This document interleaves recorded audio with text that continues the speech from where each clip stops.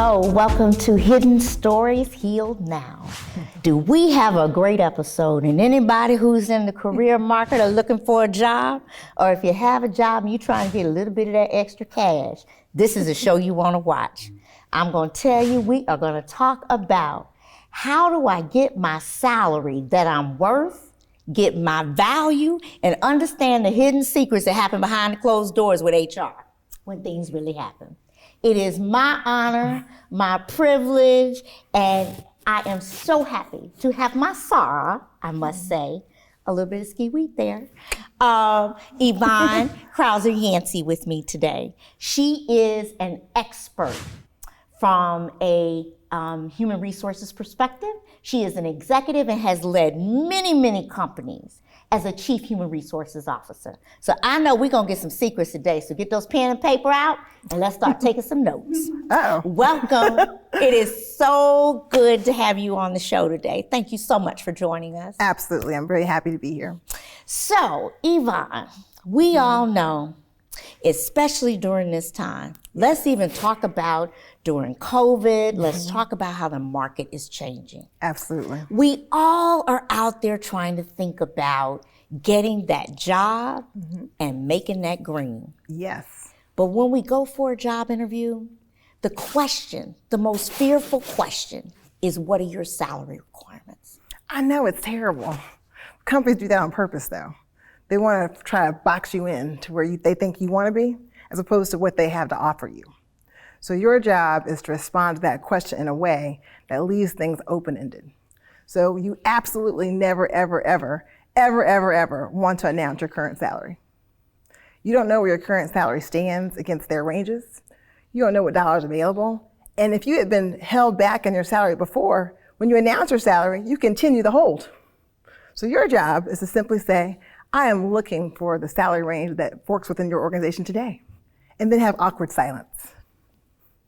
Okay, so what do you do when they require you to tell your current salary? It's required. You're required on an application. Well, actually, most applications now just ask you what you're looking for, because many states have made it no longer legal to ask your actual salary. Did you hear that? No longer legal. Check it out. Because they're trying to eliminate pay inequity. They're trying to make sure that you don't get boxed in. So when they ask you what salary you're looking for, you're asking for the market rate. And what you want to do is really know three things. First, you got to know who you're interviewing with. You got to understand that organization. Do your research. There is so much information online. People will tell you the salary range online. You can go to Fishbowl. You can go to Canary with a K.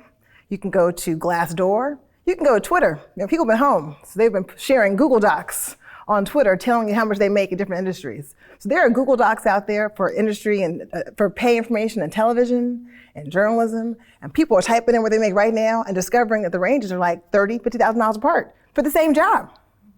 Oh my God. So there's an inordinate amount of data available. You can ask the recruiter, what is the salary range? But do not ask that question until you have a job offer. Do not negotiate a salary for a job offer you do not have. Because once they make you an offer, they really want you. Then we can talk about like friends. When they haven't decided to offer you the job, what are you asking for money for? There's no purpose in that. So once you know the organization, you have to know your value. You have to know where you stand in the marketplace. And again, that information is available online. There are professional organizations that share information. And for women in particular, we tend to talk about ourselves like what the team did. You gotta talk what you did. The team is not interviewing. You were interviewing. So you need to be clear about where you stand in the marketplace, what that company has to offer, and then you have to figure out what it is you really want. Today with COVID, you might want to work from home. You might want to have them pay for your office setup. You might want more vacation time. So it's not just base salary, it's also training. You might really want to engage in another degree or other sort of things that further your credentials professionally. Companies offer that, so the whole package matters. I had a job offer once, many years ago. It was $20,000 apart. Two jobs, same job, $20,000 apart. But the training that I got in one job was worth $50,000. So it wasn't $20,000 apart. It was really $30,000 more. So you gotta be able to do the entire calculation. And once you've done your research, then ask for what you want. But ask for it once they've made an offer to you, and ask for it all at once. No little dribble drabs. No little one question here, one question there. And then wait to see what they say. Wow, boy, I tell you, I hope you all are taking those notes. I know I am. Because I think one of the challenges is that not knowing what to say. And, we're going to take a break, but when we come back, I really want to talk about how do you find out your value? Okay. Because you may think it's one thing and somebody else may think it's something different. And how do you really do equity when you're really trying to do that research? So we'll be back in just a moment. Every story has a hidden element that is not often shared. Hidden Stories, Healed Now, with host Vicki Wright-Hamilton, seeks to share the hidden gems in real-life experiences. Our guests are ordinary people sharing their stories of overcoming insurmountable odds while providing hope and inspiration. Hidden Stories, Healed Now was a passion of mine. Why? Because I believe ordinary people have a journey too. So many times in order to tell your story, they look for celebrities. They look for household names. Well, guess what? My life is just as important. The things that I've learned and the things that I've gone through, someone else can benefit off of. I don't have to be a household name. So as we all have ordinary journeys, I wanted those stories to be told. And see, when we tell the things that are hidden, we're helping somebody else.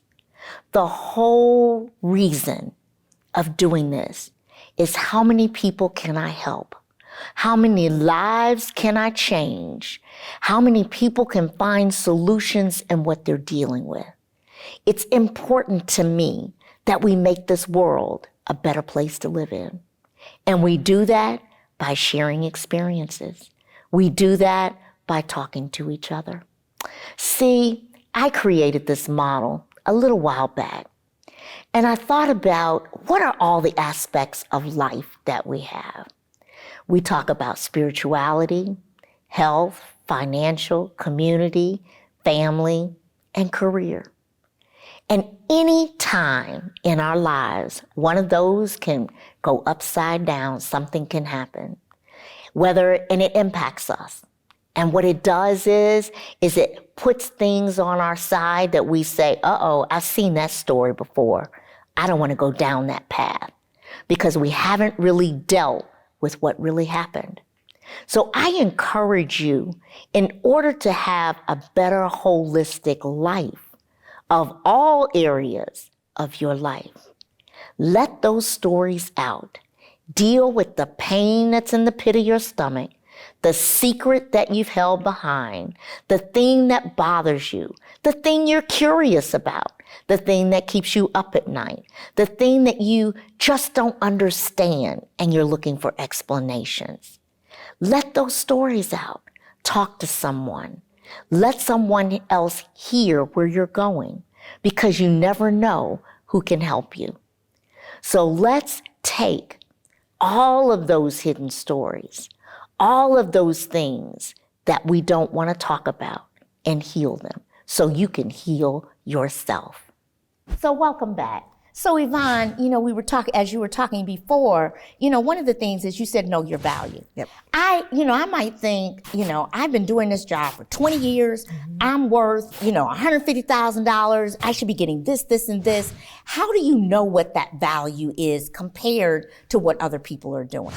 That's really real. It's really real. And your value changes depending on the demand in the marketplace. So there's some jobs that have, sort of finite value. If you are the front desk person, there's a finite value to the front desk person. If you are a software engineer, that value goes up and down depending on availability in the marketplace. And so the best way to find out your value is really to go to a professional organization. There's a professional organization for every profession that exists. If you're in technology, if you're in HR, if you're in marketing, if you're in PR, there is some national association of insert that function. And the people in those groups are just like you.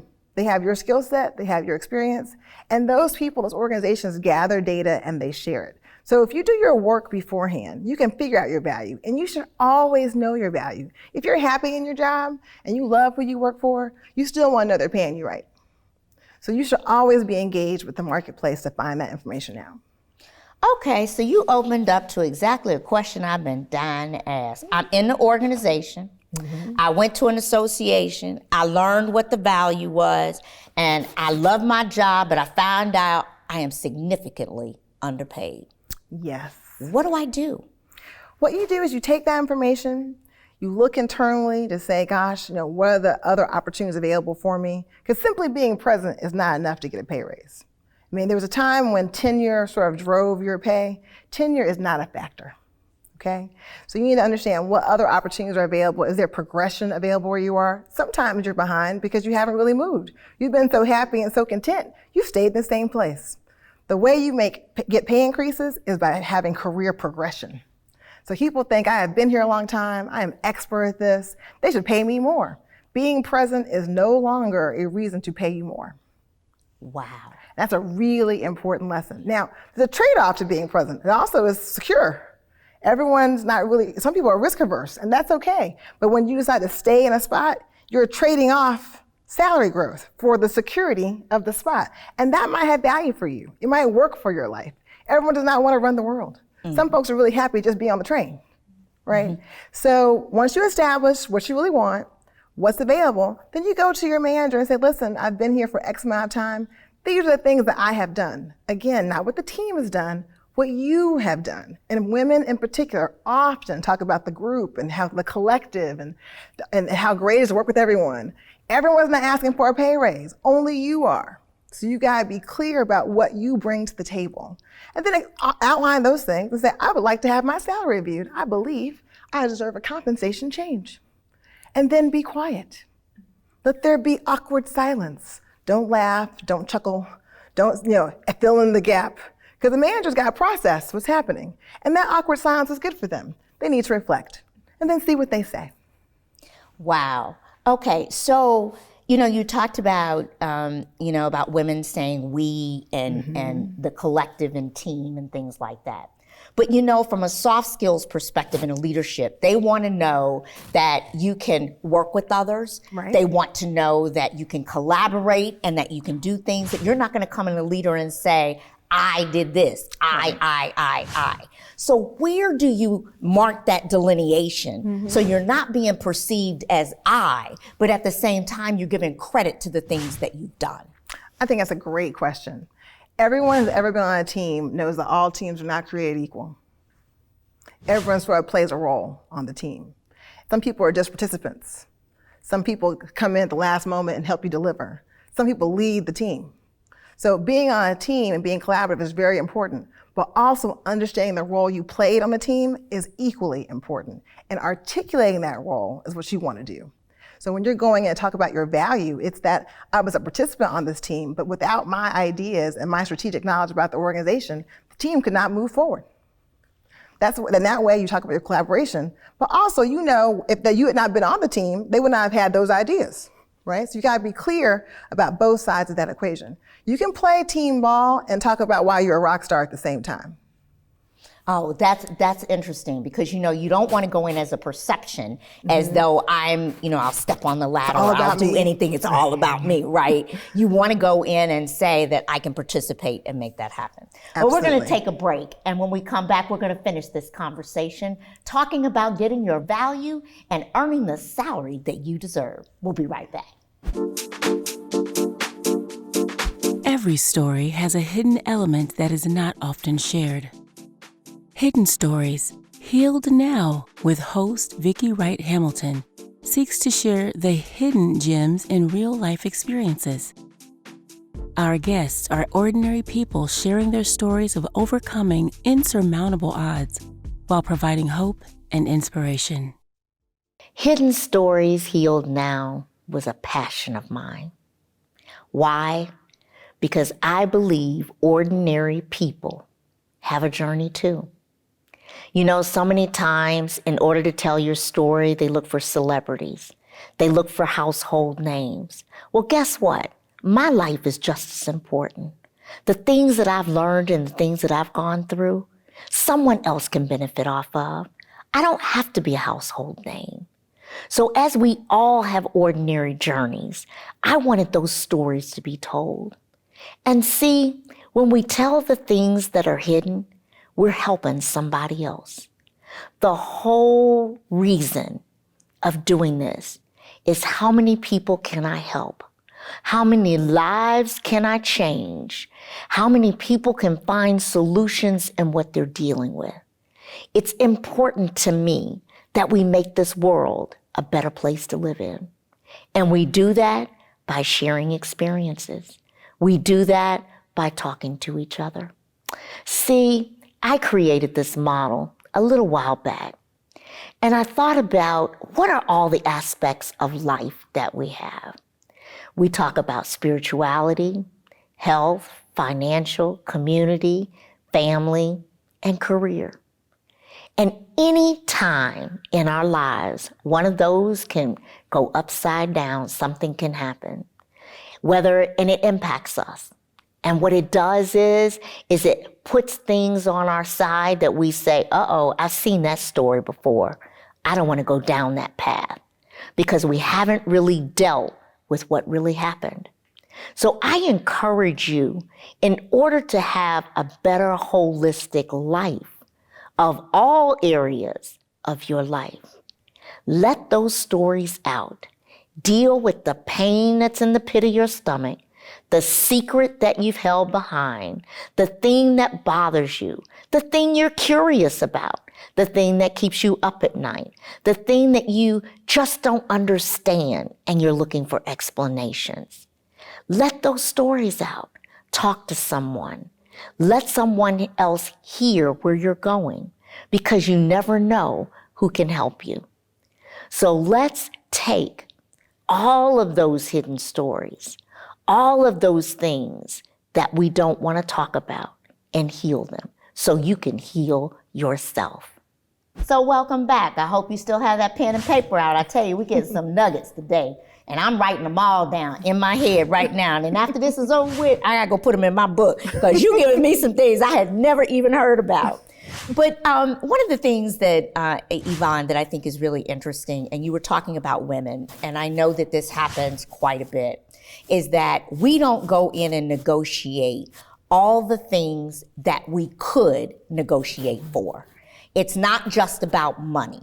You know, the men go in, they may negotiate a golf club membership here, or they may how and when, what's the way in the process that you should truly begin to think about, what can I negotiate outside of just salary and moving forward? I think when you're in the middle of if you're interviewing for a new job, when you're doing your research as you move through the interview process, they're interviewing you, but you're interviewing them too. So you want to ask the people you meet, what their experience is like, what kind of benefits have they enjoyed there, what have they had training, have they participated in these organizations? That will give you an idea if those things are actually on the table for you, right? And then you got to think what's important to you, particularly in this COVID times, right? Flexibility has a different weight now than it did a year ago. Having your home office set up has a different value now. I tried to get a desk chair. It took me like 11 weeks. It was unpleasant. Everyone's buying desk chairs. So I'm saying that, think about the things that matter to you besides money. Money matters, but the rest of it does too. So do signing bonuses, so do mid-year pay opportunities, so do annual bonuses. If you're joining an organization in March or in October or November, when do they pay their annual bonus? Can you negotiate getting a full bonus and not a prorated bonus? There are all sorts of possibilities that you want to think about before you get to the offer. When you get the offer and they tell you the wonderful things they want to give you and how excited they are that you're going to join, you say, oh my gosh, I'm so excited too. This is a fantastic offer. Let me think about it. Exactly. And then you give them the response back. You're not compelled to respond to an offer on demand. You can, in fact, mull it over, gather some data. And you can say, listen, I'm so excited. If you really want this job, tell them you're excited so they can be excited, right? And then tell them you got to think about it. And then come back with a full ask. Do not come back 17 times for every little thing possible. So in that pause, which could be a day or 2 days, not more than 2, like a day or 2, gather your data, check with those professional organizations, go look online and see what their current employees say about them. People talk. The best thing ever happened with social media, because you can Google and go to Glassdoor, say, tell me all about insert company, and they tell you all about them. They tell you about the managers, tell you about your job, what they like, what they don't like, and then you come back with their ask. Companies are excited to hire you which is why they offered you a job. They picked you. So now what we're really negotiating are your terms of how you're going to operate. And how that goes on the front end will make a huge difference for your actual experience there. Okay, so I want to turn the tables a little bit. Everybody's not going into a job that's a salary. Right. Okay. We have people that are going in where they're working, they might be working in a union. That we have people that are going in that are working for hourly, jobs and opportunities. What do we tell them? You tell them a lot of the same things. So when you're going in for an hourly rate job or a union job, those salary ranges are almost always published. So the question you want to know is this offer consistent with other people in the organization? Ask that question point blank. Hourly rate schedules are almost always available. Union rate schedules are almost always available. So you'll know pretty quickly if you're in the bottom end of that range or the top end of the range. And you want to ask for the range that you think makes sense for you. If you're entry level, you can't go in and ask for the max of the range. You're not the max. But if you're mid-career or you've already got 5 years as an electrician or 10 years as an HVAC person or whatever that skill happens to be, you can go in and say, hey, the range is X to X. I would like the top end of the range.